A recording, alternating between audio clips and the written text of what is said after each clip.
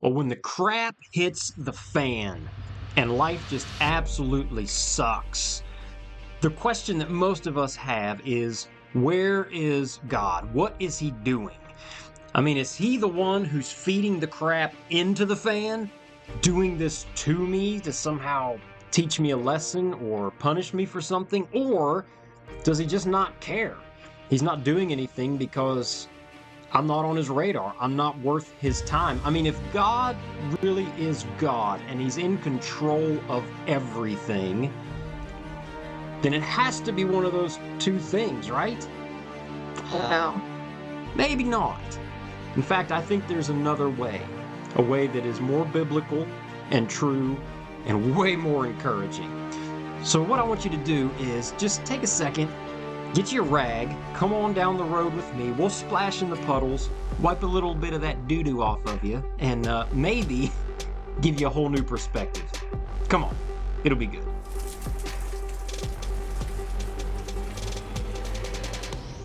Andy Mineo, in one of his songs, he was talking about a school shooting, and he said, "If God's so good, how he let this happen?" I mean, that is the question. When bad stuff happens, where is God? What is he doing? I want to give you three thoughts if you're really going through it that I think are going to help you, not just to get through it, but to understand God a whole lot better and to see purpose in all of it. All right. So the first one is this: when bad stuff is happening, God isn't doing it to you. All right. Maybe you've heard that.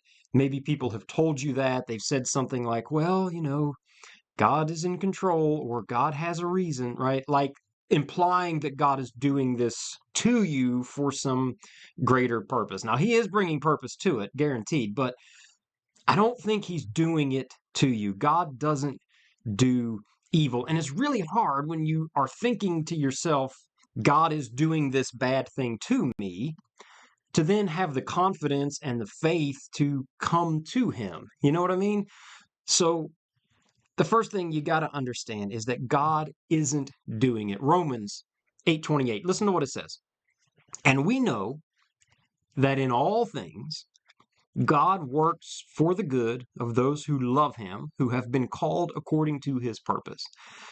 Now, did you notice there that it doesn't say God does everything to us for our good, or that God is causing every bad thing that happens for our good? That's not what it says. It says we know that in all things God works for the good of those who love him. Right? Bad stuff happens. And when it happens, a good way to adjust your brain to make it a lot easier to pray and a lot easier to trust God, and really to align with the truth, is that God isn't doing evil. Okay? He isn't doing it, but he is coming into it to bring good out of it. Does that make sense?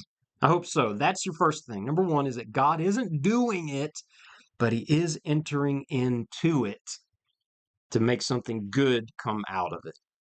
The second thing that you need to understand is that suffering is normal. I know that's hard to hear, and I know that can be really confusing in America because we got it pretty good.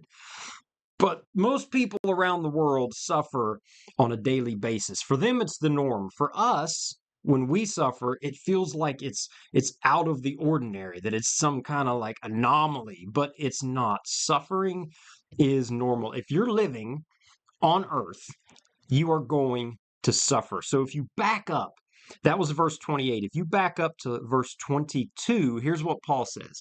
He says, we know that the whole creation, all of it, the whole creation has been groaning. That's a powerful word.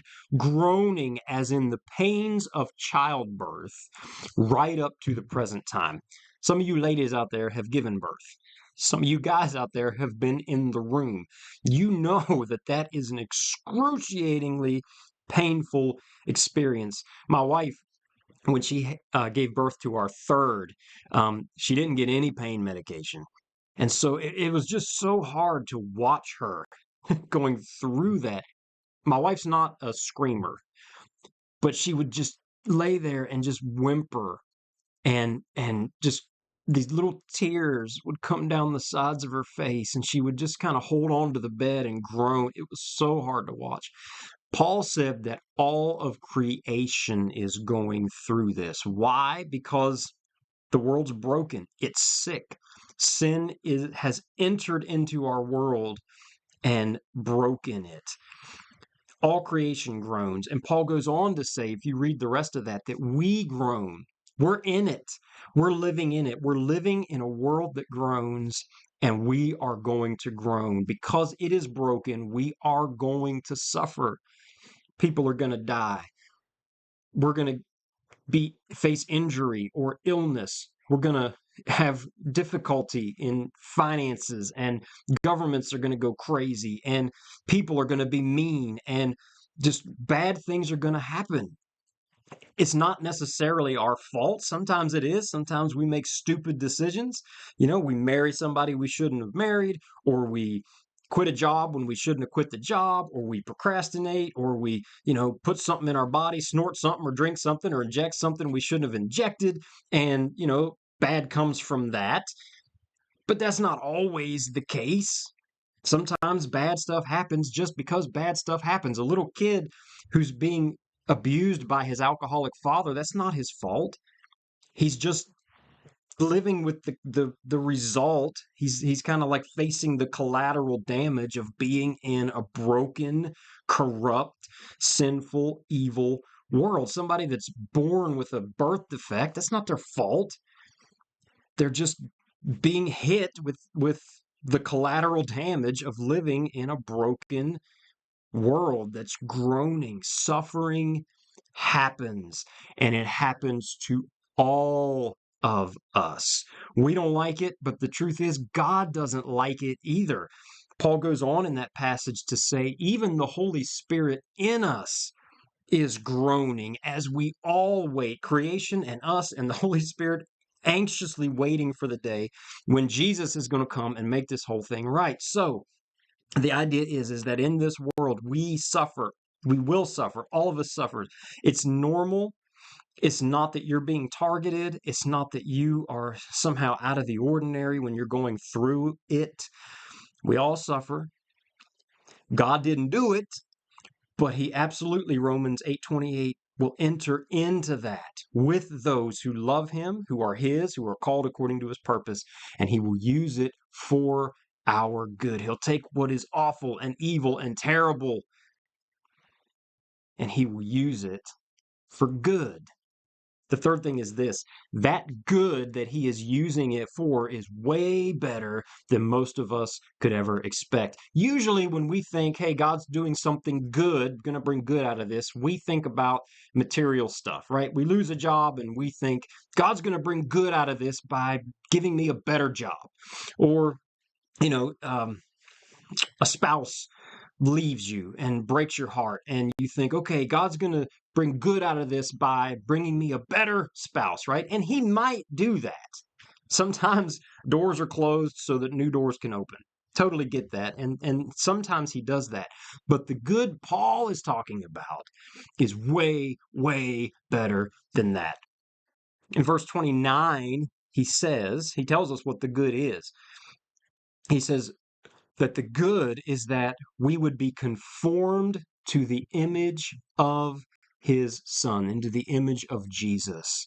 That is the good, the ultimate good, the biggest good, the goodest good of all the goods that could come out of suffering, is that we would be molded into the image of Jesus, that we would become more like him, that we would become more like we were meant to be in the first place, that we would live like Jesus, that we would love like Jesus, that we would have an intimacy with the Father like Jesus. Man, there is nothing better than that. That is the ultimate good, that we would be conformed to his image, become more like him, and be made more ready for that forever kingdom when Jesus does come back to set everything right. So if you're going through it, if the crap is going through the fan and just pelting you with awfulness and tragedy and suffering, it's not something to make light of. It's real.